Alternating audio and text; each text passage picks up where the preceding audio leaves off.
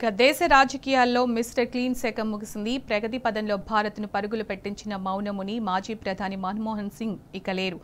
దీనికి సంబంధించి మనతో మాట్లాడడానికి ఎమ్మెల్సీ వాణిదేవి గారు ఫోన్ లైన్లో ఉన్నారు. వాణిదేవి గారు, మనం ఇవాళ చాలా బ్యాడ్ న్యూస్ విన్నామనే చెప్పొచ్చు. దేశానికి ఎంతో సేవలు అందించిన మన్మోహన్ గారు ఇప్పుడు మనకి లేరు. అలాగే పివి నరసింహారావు గారితో కలిసి ఆయన వర్క్ చేయడం కూడా జరిగింది. మీకు తెలిసి అతనితో ఎలాంటి రిలేషన్ ఉంది, ఎలాంటి అనుబంధం ఉంది, చెప్తారా ఒకసారి? నమస్కారం అండి. నిజంగా మీరు అన్నట్టుగా ఇవాళ బ్యాడ్ మార్నింగే ఉత్తమ ఆర్థిక మంత్రిగా తర్వాత మాజీ ప్రధాని మన్మోహన్ సింగ్ గారు అస్తమయాన్ని నిజంగా దేశానికి తీరని లోటు. వారి కుటుంబ సభ్యులకు ముందుగా నేను ప్రగాఢ సంతాపం తెలియజేస్తూ, ఒక అధికారం రాగానే ఒక అవకాశం వచ్చింది ప్రజలకు చేయడానికి, సర్వీస్ చేయడానికి అనే ఒక యాంగిల్లోనే మాత్రం చూస్తున్నారు మన్మోహన్ సింగ్ గారు. అంటే ప్రజలకు సేవ చేయడం అంటే మాధవ సేవ అన్నంత నిజాయితీగా ఒక అధ్యాపకుడి నుంచి ప్రారంభించిన జీవన ప్రస్థానం. సో అంతే సిన్సియర్ గా ప్రధాని అయిన దాకా కూడా అలాగే ఆయన నిర్వర్తిస్తూ వచ్చినారు. టీవీ గారి హయాంలో ప్రధానిగా ఉన్నప్పుడు ఆర్థిక మంత్రిగా సెలెక్ట్ చేసుకున్నారు. వాళ్ళిద్దరికీ చాలా మంచి అనుబంధం ఉండేది. ఒకరికొకరు ఎంతో బాగా, అంటే నాయనగారు శ్రీ పివి నరసింహారావు గారు ఎవరికైనా సరే పూర్తి స్వాతంత్రం ఇచ్చేవారు. ఒక అధికారం ఇవ్వగానే మళ్ళీ వాళ్ళ మీద ఇంకేదో మళ్ళీ కంట్రోల్ ఉండాలని ఆలోచించేవారు కాదు. అది కూడా ఒక కారణం కావచ్చు. అది దాన్ని చాలా సద్వినియోగం చేస్తున్నారు మన మన్మోహన్ సింగ్ గారు. ఆర్థిక మంత్రిగా పూర్తి స్వేచ్ఛను ఇవ్వడంతో తను అనుకున్న విధంగా, ఎందుకంటే ఆయన మీద చాలా నమ్మకం ఉండేది నాయన గారికి. తప్పక ఆయన దేశాన్ని ఒక ప్రమాదపు అంచు నుంచి బయటపడేసిండ్రు అంటే మన్మోహన్ సింగ్ గారి వ్యక్తిత్వము, ఆయన మేధా సంపత్తి అని మనం చెప్పాల్సిందే. ఒక ఉపాధ్యాయుడిగా ఒక దేశానికి గవర్నర్ గా, అంటే ఆర్బీఐ గవర్నర్ గా కూడా, అంటే అంచెలంచెలుగా ఆర్థిక రంగంలో ఎదిగి ఏమవుతుంది,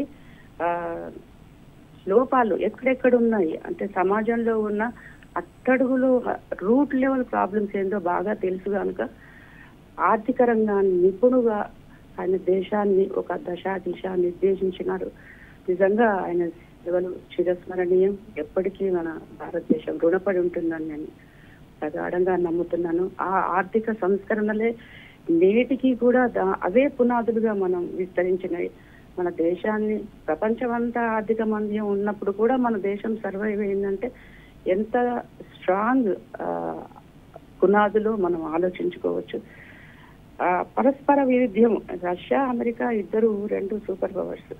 వీళ్ళిద్దరితోని ఎవరో ఒకరితోని మనము విదేశాంగ విధానం ఉంటుంది అప్పటిదాకా. కానీ అతని నైపుణ్యంతో, అతని మేధా సంపత్తితో, దార్శనికతతోని భారతదేశం ఎలా అంటే అటు అమెరికాతోటి ఇటు రష్యాతోటి కూడా సత్సంబంధాలు నిలుపుకోవడం అంటే వారి దార్శనికతకు ఒక ఉదాహరణగా మనం చెప్పుకోవచ్చు. వామపక్షాలు అప్పుడు ఆయన చేసిన సంస్కరణల గురించి కొంత విమర్శన ధోరణిలో మాట్లాడినారు. కానీ అవే ఫలాలు అందరము ఈక్వల్ గా, ఏ పార్టీకి సంబంధం లేకుండా దేశమంతా అనుభవిస్తున్నాం. ఇప్పటిదాకా మనం ఈ స్థితిలో ఉన్నాం ప్రపంచంలో, పటంలో మన దేశం గురించి చూస్తున్నారంటే పివి గారు, అలాగే మన్మోహన్ సింగ్ గారు. పివి గారు ఆయనను ఒక ఆర్థిక మంత్రినే కాదు, ఆ తర్వాత 10 సంవత్సరాలు ఈ దేశానికి ఒక కస్టోడియన్ గా, ఒక ప్రధానిగా ఎన్నుకోవడం అనేది ఒక వాళ్ళిద్దరి గొప్ప ఒక ముందు చూపుకు నిదర్శనంగా మనం చెప్పుకోవచ్చు. కొంచెం అధికారం రాగానే మనం మర్చిపోతుంటాము అందరినీ. కానీ వాళ్ళు ఒక అధికారం వచ్చిందంటే ప్రజాసేవ కోసం నాకు ఒక అవకాశం వచ్చింది అనుకున్నారు. పార్టీలకు అతీతంగా, కులాలకు అతీతంగా మన్మోహన్ సింగ్ గారు అయితే ఆయన సంస్కరణలు ఎప్పటికీ మనం స్మరించుకోవాల్సిందే, వారిని ఆదర్శంగా తీసుకోవాల్సిందే ప్రతి ఒక్కరు. నిజంగానే చాలా గొప్ప వ్యక్తిని, మీరు అన్నట్టుగా గొప్ప ఆర్థికవేత్తగా, అలాగే దేశానికి 10 సంవత్సరాల పాటు ప్రధానిగా ఉన్నప్పటికీ కూడా అందరితో సత్సంబంధాలు కలిగి ఉన్న గొప్ప వ్యక్తి శాంతమూర్తి.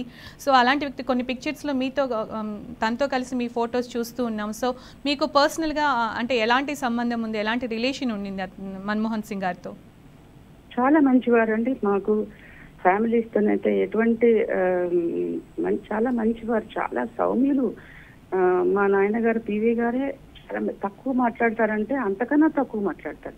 వీళ్ళు పనిమంతులండి, పని చేస్తారు, మాట్లాడరు. పని నిశ్శబ్దంగా సైలెంట్ గా చేసిపోతారు. దేశానికి ఏది మంచిదో అది చేస్తారు, ప్రజలకు ఏది మంచిదో అది చేస్తారు. అది నేను ఇద్దరిలో గమనించిన విషయం. అందుకే వాళ్ళిద్దరికి మంచిగా కుదిరిందేమో అనిపిస్తుంది.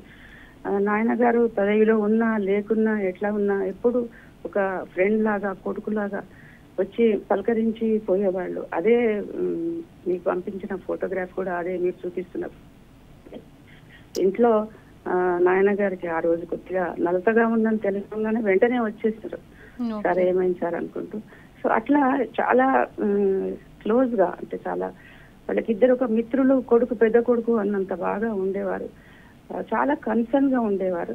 సౌమ్యులు, చాలా సౌమ్యులు. అసలు చాలా తక్కువ మాట్లాడేవారు. మాట్లాడినా కూడా ఒక మాటతోనే మనకు సమాధానాలు ఎన్నో దొరికేవి. అది అపురూపమైన వ్యక్తులండి వీళ్ళందరూ. నిజంగా నప్పర మేధావులు వీళ్ళు. మన్మోహన్ సింగ్ గారిని నిజంగా ఎప్పుడు తలుచుకుంటాను. ఇంకొక సామీప్యం కూడా, నాకు 3 బిడ్డలే, మన్మోహన్ సింగ్ గారు కూడా 3 బిడ్డలు. అందరూ గొప్పగా చదువుకున్నారు. పిల్లలు కూడా మంచి ప్రొఫెసర్లు. ఈ మధ్య ఒక పుస్తకం కూడా రిలీజ్ అయింది. చాలా చదువుకున్నారు. చదువు ఒక్కటే మనకి ఎక్కడికైనా తీసుకెళ్ళొచ్చింది.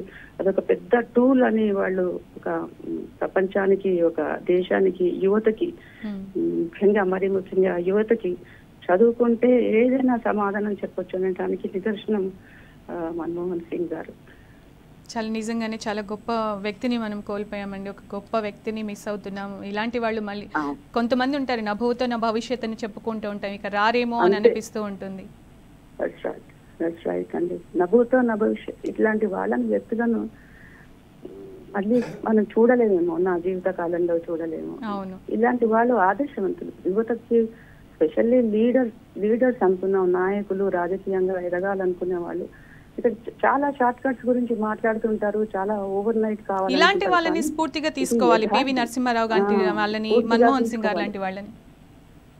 అప్పుడు 50 ఏళ్ల కింద, 30 ఏళ్ల కింద చేసిన సంస్కరణల గురించి అప్పుడేం తెలియదు ఎవరికి. అప్పుడున్న లోకల్ ఆ ఏజ్ పీపుల్ కావచ్చు, లేకుంటే మాలాంటి కొంచెం అప్పుడప్పుడే స్కూల్ కాలేజీలకు పోతున్న వాళ్ళకి, హై స్కూల్ వాళ్ళకి తెలియకపోవచ్చు. కానీ ఒక 30 ఏళ్ల తర్వాత, 50 ఏళ్ల తర్వాత దాని ఫలితాలు అనుభవిస్తున్నాం. ఇది ఎక్కడి నుంచి వచ్చింది, ఈ సంస్కరణలు ఎక్కడి నుంచి వచ్చినాయంటే వెంటనే మనం వెనక్కి వెళ్తాం. సర్వశిక్ష అభియాన్ గురించి అంటే ఒక్క ఆర్థిక రంగంలోనే కాదు, తను ప్రవేశపెట్టిన అనేక పథకాలు. సర్వశిక్ష అభియాన్ అనేది నాకు చాలా ఇష్టమైంది. అట్లాగే సమాచార హక్కు అనేది, దేశంలో ఏం జరుగుతుంది అనే హక్కు ప్రతి పౌరుడికి అవసరమే. అది తెలుసుకునేలా చేసే ఒక మంచి సంస్కరణ చేశారు సమాచార హక్కు. అది ఒక్క మాటగా చెప్పాలంటే ఆర్థిక మంత్రి అంటే మన్మోహన్ సింగ్ గారే. భారతీయ చరిత్రలో ఒక ఆర్థిక మంత్రి గారు అని అంటే మన్మోహన్ సింగ్ గారు అని చెప్పుకుంటాం. థ్యాంక్ యూ సో మచ్ అండి. Thank you so much. Manmohan Singh గారితో మీకున్న అనుబంధాన్ని మాకు తెలియజేసినందుకు వాణిదేవి గారు థ్యాంక్ యూ సో మచ్.